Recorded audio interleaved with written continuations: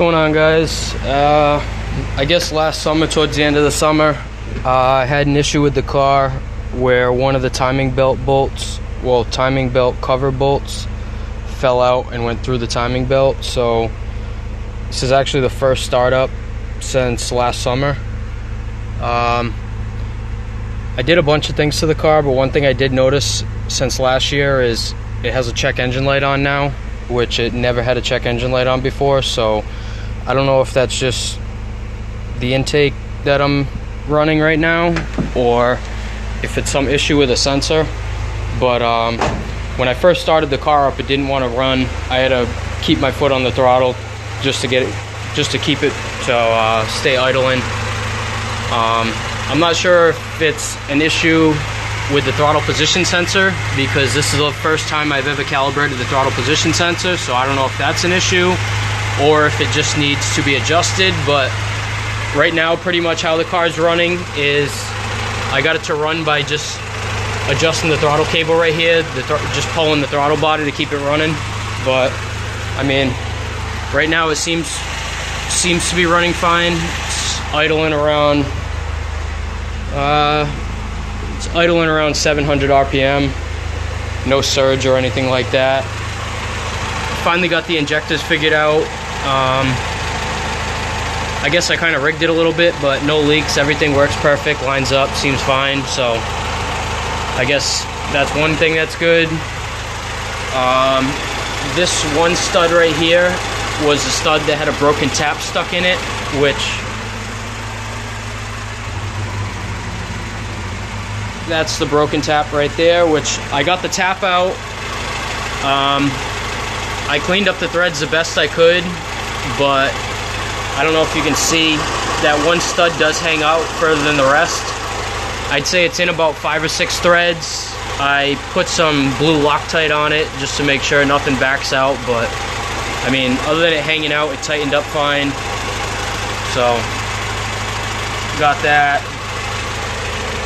I mean, everything seems pretty fine. The only one thing that did happen, I started the car, I was just kind of giving it gas because it didn't want to stay running, and I shut it off just to, just look at everything to see if I made sure all the sensors were plugged in, nothing was going on there. And one thing I did notice is the adjustable cam gears on the exhaust side. I guess I didn't check the bolts on the adjustable cam gears, so the exhaust side spun all the way back. So I had to pull the valve cover back off, and I've never tried to adjust cam gears before. These are my first ones, so I was trying to figure out how to how to get it back to zero. And I just kind of put a wrench. I put a 14mm wrench on the bolt that holds the cam gear on, and I put a socket on the crank pulley and just kind of spun it, zeroed it out, tightened everything down. For right now, this is a temporary valve cover. The original GSR valve cover, I ended up cutting off this right here so you have access to the cam gears, so I don't have to pull the valve cover every time. Let me check this coolant level. Yeah, the car's been running for about 10 or 15 minutes. As you can see, trying to get all the bubbles out of here. Upper hose is hot, lower hose is hot now, which before it wasn't. Getting the bubbles out, but I don't know, seems good.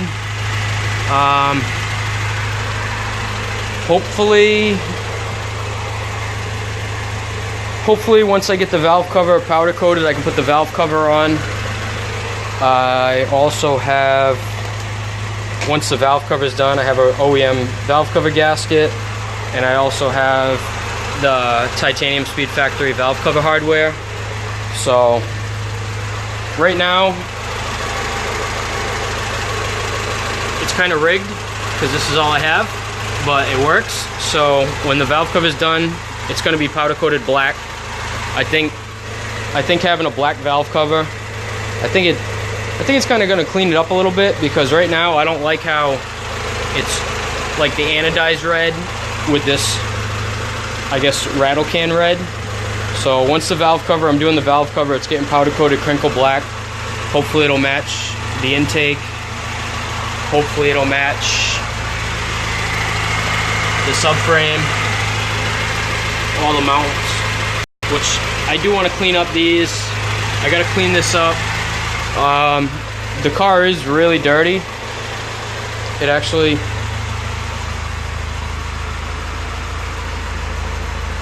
the car is really dirty. It was sitting outside for about 4 months.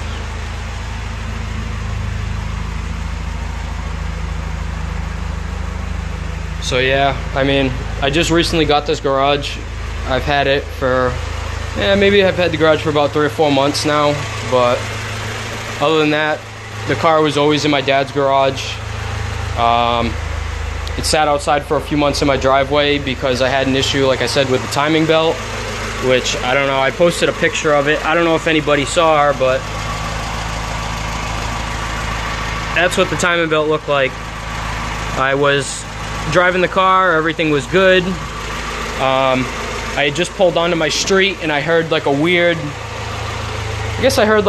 kind of like clunk, which I was having a little bit of an issue with the front axle, and that's kind of what it sounded like at first.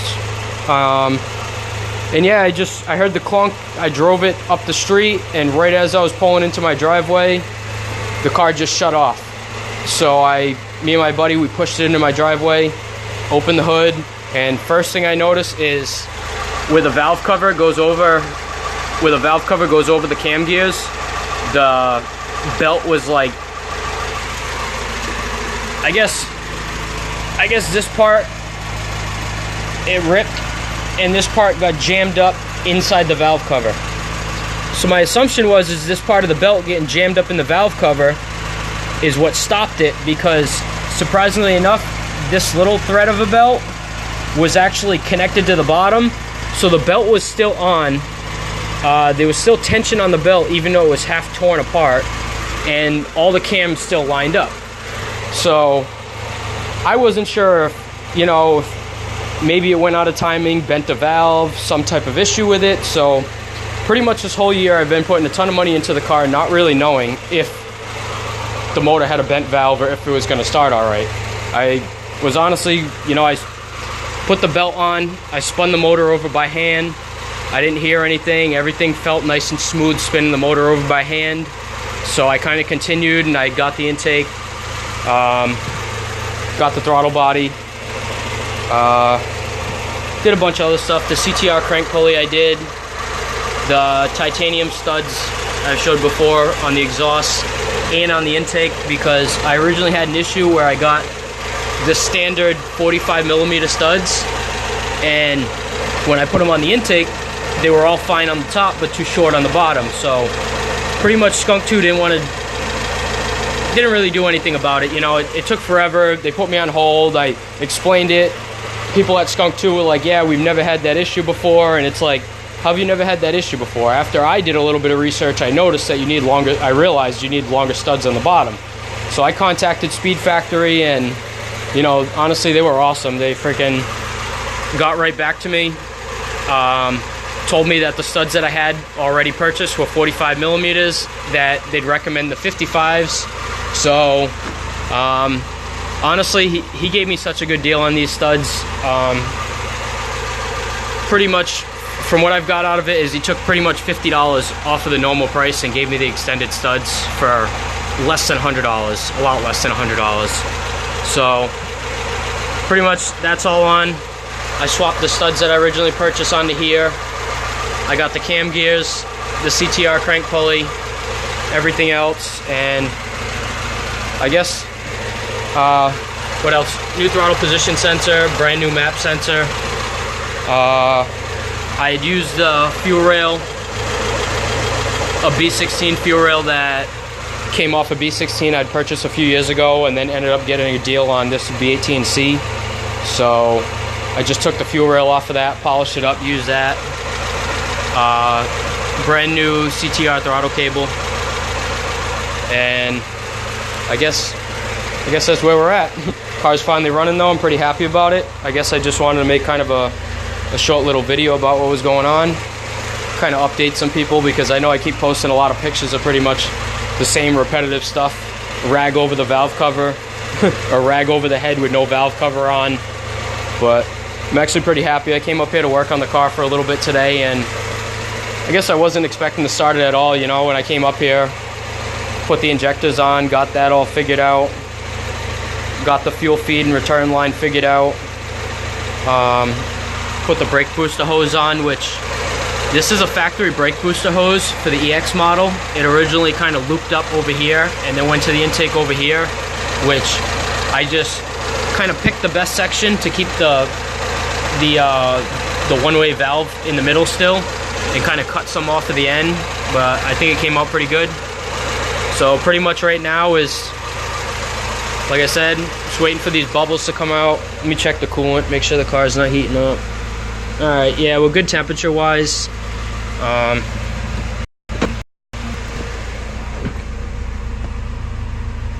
Yeah, well, good temperature wise. Like I said before, I do have a check engine light on now, which I don't know why that's on.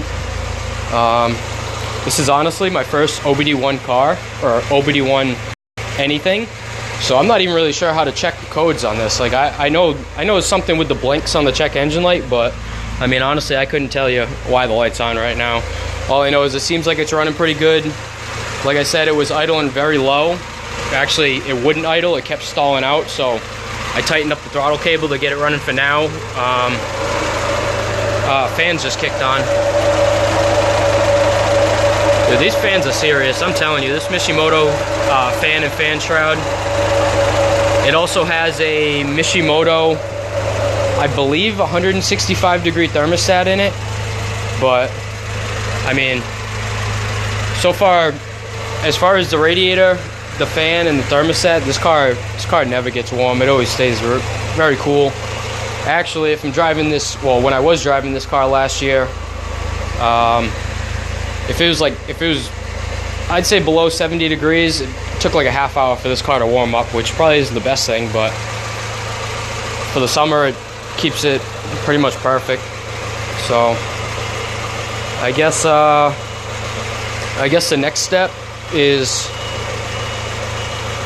take the car for a drive, make sure everything feels good.